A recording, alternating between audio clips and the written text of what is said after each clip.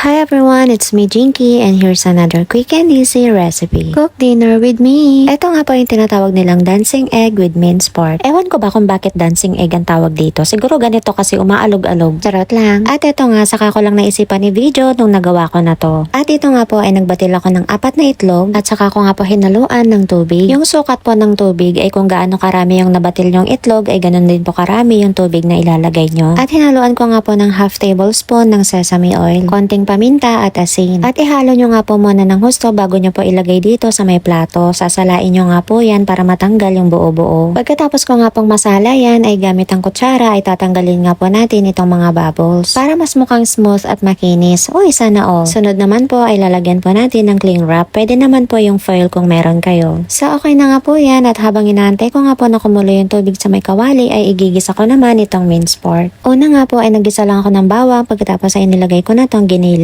Iginisa ko nga po ng husto pagkatapos ay tinakpan ko muna. At dito naman sa kabilang kawali ay kumulo na nga tong tubig at inilagay ko na nga yung mixture. Pagkalagay ko nga po niyan ay hinina ko ng husto yung apoy. Ganyan lang po kahina para ma-perfect nyo yung pagluluto. At dito naman po sa may giniling ay naglagay ako ng oyster, light soy sauce at dark soy sauce. Pagkatapos ay hinaluan ko na rin ng paminta. Sa tansya-tansya nga lang po yan basta hindi sumobra. At dito nga po ay hinaluan ko rin ng tinunaw na cornstarch. Hindi nga lang po pampalapot yan dahil nakakatulong din siya para lumambot ng gusto yung karne. And after 15 minutes nga po ay chinek ko tong itlog kung matubig pa ba yung gitna at okay naman na siya kaya tinanggal ko na yung wrap. Fast forward po ay naluto na pala itong minced pork kaya naman ipinatong ko na. Sa pagluluto nga po nito ay hindi lang naman minced pork ang pwede nyong ilagay. Pwedeng solo or pwedeng haluan nyo po ng shrimp or tofu yung itlog. Pagkatapos nga po nun ay sinunod ko naman yung isda. And tignan nyo naman tong recipe natin ngayon. Napaka perfect at umaalog-alog pa yan siya. Alam nyo basta itlog gustong gusto yan ng mga amo ko. At ito nga ay nag-garnish lang ako ng spring onion. Kung meron po kayong fresh parsley ay lagyan nyo na rin. And here's a final look and ready to serve. Alam nyo ba kung anong secret ingredient sa pagluluto?